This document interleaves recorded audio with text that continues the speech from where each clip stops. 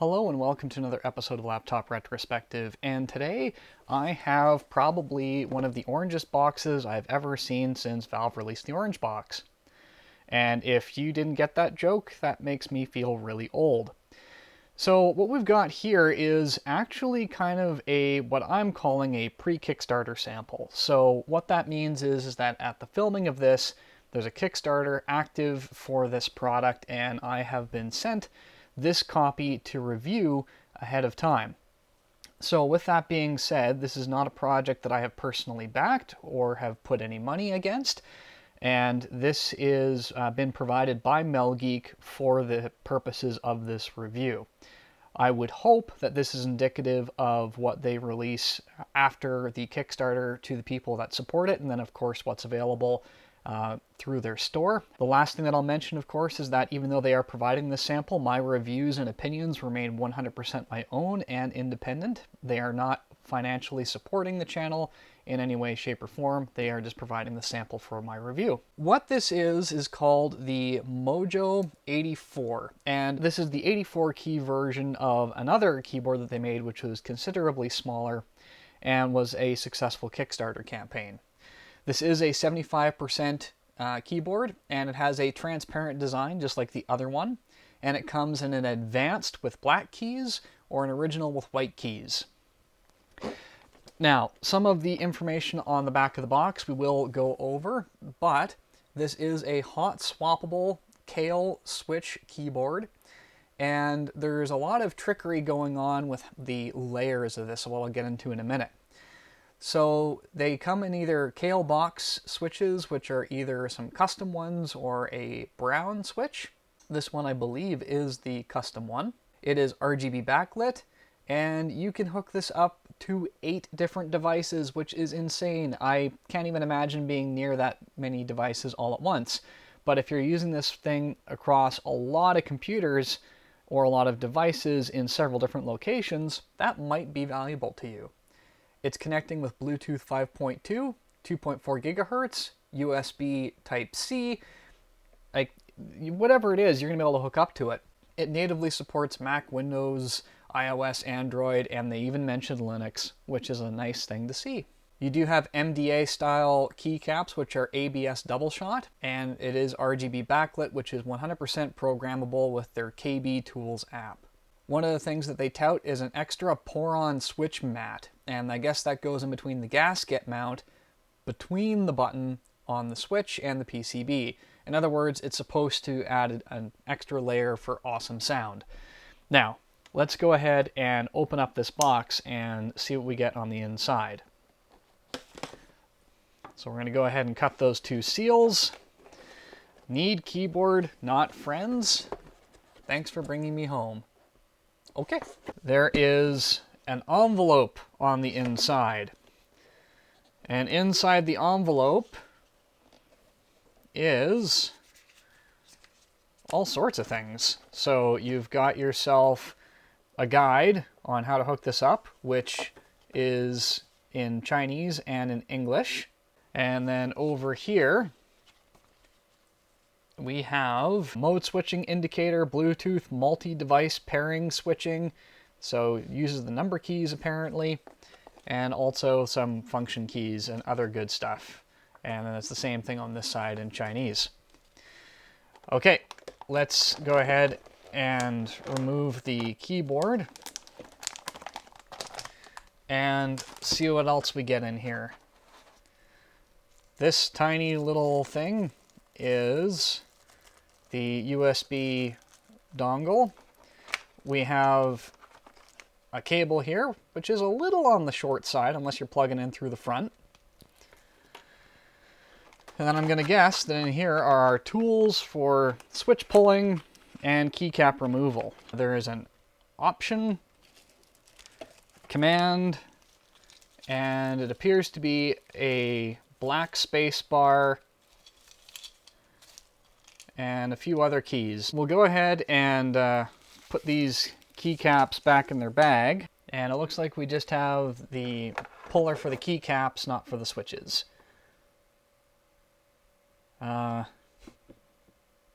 All right, we'll move the box off to the side here and take a look at the actual keyboard itself. Here we go. This is our keyboard, and we have the transparent plastic housing all the way around.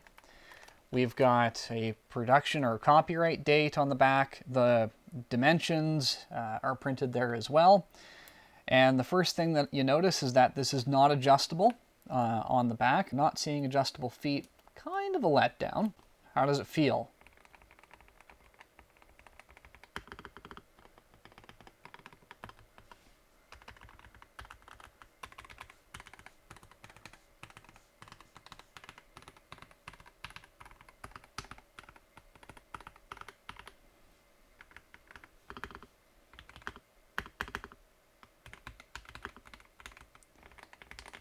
It's got a definitely interesting feel, different than some of the other keyboards I've looked at.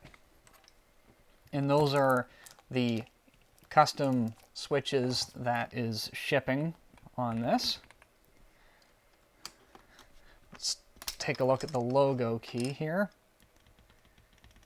The idea of your enter key being logo and your backspace not for resale, I'm not too sure what to think of that.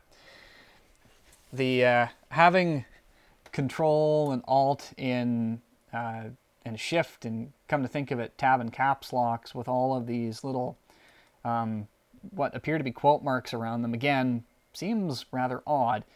And it's also odd that you have that around the first word but not the second word, and that seems to be pretty consistent even with these buttons here.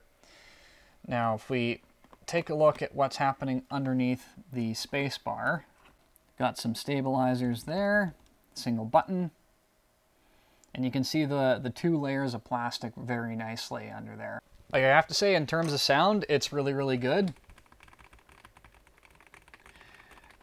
The layout of the keys is a little bit different. I haven't used like an MDA style layout where everything is kind of done like this, at least not to this extent, in a little while.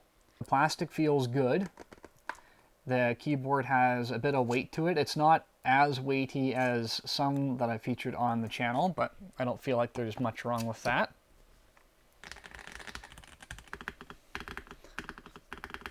I'm going to hook this up, start doing some testing, and the next time I cut back to this, it will be with my overall thoughts.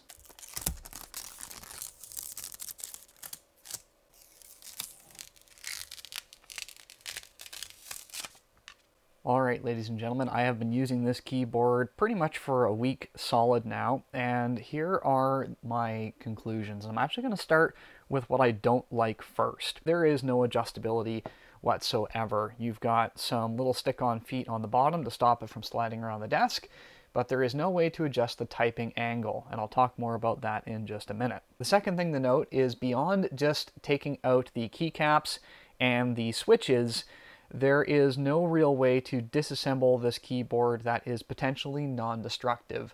It is held together by plastic clips that are recessed into the device for a very snug fit, and there are no screws, which is going to, of course, reduce the cost of manufacture. The other thing is that the keycaps are a little larger than what I am personally used to, and the keys are also very, very sensitive. So if you love a very sensitive keyboard, you will really enjoy the Kale box switches that are in this. It did take me a bit of time to get used to it. However, both of those things I was able to overcome. And last but not least is, of course, the aesthetic won't be for everybody. This might be a bit too flashy or a bit too strange for some people to have on their desk. However, I must launch into the excellence, and there are quite a few. I wasn't sure if I was actually going to like this keyboard, full disclosure. But I have to say, after using it for a week, I've been typing a lot of articles for the website on this. I've been using it to edit video. I've been using this as my main keyboard on my desktop computer, and I kind of like it. It's kind of one of those things that, for the average person, I would totally describe as a guilty pleasure.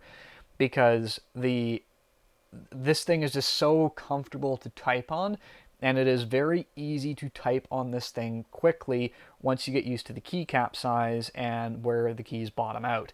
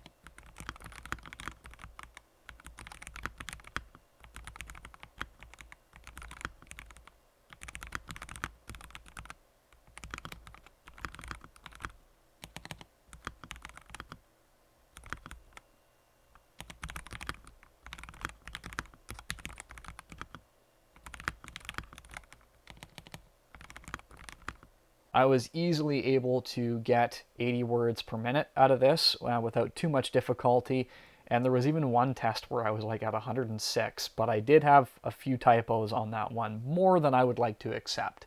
I know I mentioned the adjustability earlier, but here's the thing. The angle for this keyboard, for me personally, is perfect. I have had no desire to prop this up or adjust it in any way, shape, or form. It is at that perfect angle. I really don't have any complaints with that. The keyboard is backlit. The keys, however, do not allow for that backlight to come through. So don't pick this up thinking that you're actually going to see all of this in the dark. What you'll actually get is more of an outline, and that has to do with the construction of the keycaps. They're not going to allow for light to pass through them, so that is something to keep in mind. If that's going to bother you, then you're going to want to replace the keycaps, or you might want to look for a different solution altogether. So overall, I would say that this is a really good keyboard. The one thing that I think is going to keep the group of people that are interested in this rather narrow is that it really targets its niche, and it does so very effectively. If the aesthetics are something that you can warm up to or accept, and if you're not a person that's too terribly worried about taking this apart, then you are probably going to see an awful lot to like in this keyboard. Currently, at the filming of this video, their Kickstarter campaign is still going on, and I'll leave a link in the description down below. But it'll also be interested to see over time what the going price for one of these units are. The Kickstarter price, I believe, is hovering around the like 150 to 170, depending on which tier you go with.